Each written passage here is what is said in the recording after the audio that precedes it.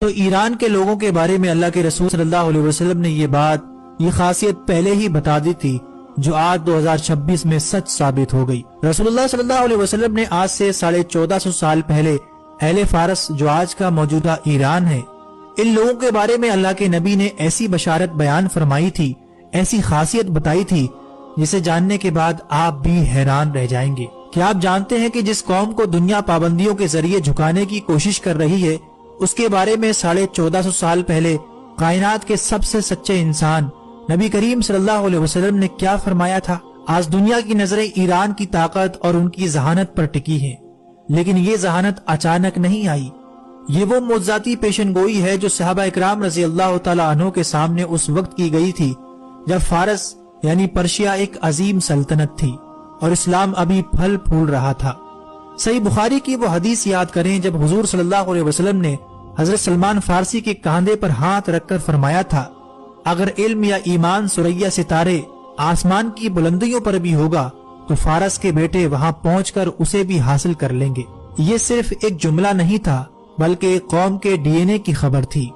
تاریخ گواہ ہے کہ امام بخاری ہوں یا امام مسلم ہوں یا بڑے بڑے مسلم سائنسدان، ان کی جڑیں اسی خطے سے تھیں۔ آج اگر ایران ٹیکنالوجی، میزائل پروگرام اور ایٹمی سائنس میں دنیا کی آنکھوں میں آنکھیں ڈال کر کھڑا ہے تو یہ اسی علمی پیاس کا تسلسل ہے جس کی خبر میرے آقا صلی اللہ علیہ وسلم نے صدیوں پہلے دی تھی۔ یہ حدیث آج کے اس صورتحال کو بیان کرتی ہے کہ اس خطے کے لوگ ذہنی طور پر قوی اور ارادے کے پکے ہوں گے، لیکن بات صرف ذہانت تک محدود نہیں۔ نبی صلی اللہ علیہ وسلم کی پیشن گوئیوں کے مطابق قیامت کے قریب مشرق کے اسی خطے خراسان سے ایک ایسی فوج نکلے گی جس کا راستہ دنیا کی کوئی سپر پاور نہیں روک سکے گی۔ یہ وہ فوج ہوگی جو حق کے ساتھ لڑے گی اور اپنے جھنڈے لا کر بیت المقدس کے اوپر گاڑ دے گی۔ آج کے 2026 کے موجودہ ایران کے حالات دیکھیں اور جامعہ ترمذی کی اس حدیث کو سنیں۔ جب عربوں کے بارے میں کچھ آیات نازل ہوئیں تو آپ صلی اللہ علیہ وسلم سے پوچھا گیا اگر عربوں کو ہٹا دیا گیا تو ان کی جگہ کون آئے گا؟ آپ صلی اللہ علیہ وسلم نے حضرت سلمان فارسی کے کاندھوں پر ہاتھ مار کر فرمایا، یہ اور اس کی قوم۔ اور اس کے بعد آپ نے فرمایا کہ اگر علم ثریا ستارے پر بھی ہوتا تو اہل فارس میں سے کچھ لوگ وہاں پہنچ کر بھی اسے حاصل کر لیتے۔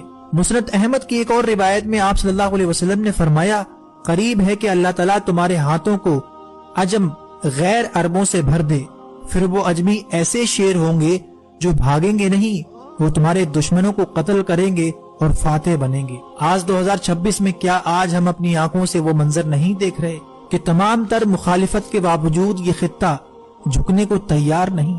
دوستو، یہ محض سیاسی خبریں نہیں ہیں، یہ وہ الہی اشارے ہیں جن سے ہمیں خبردار کیا گیا تھا۔ اللہ کے رسول نے فرمایا تھا کہ ایک وقت ایسا آئے گا کہ تم دیکھو گے مرنے والے کو یہ پتا نہ ہوگا کہ اسے مارا کیوں جا رہا ہے اور مارنے والے کو یہ پتا نہ ہوگا کہ وہ مار کیوں رہا ہے۔ یہ جنگی قتل و غارت، ٹیکنالوجی سے لیس آرمی، یہ سب قیامت سے پہلے کی خبردار کرنے والی نشانیاں ہی تو ہیں۔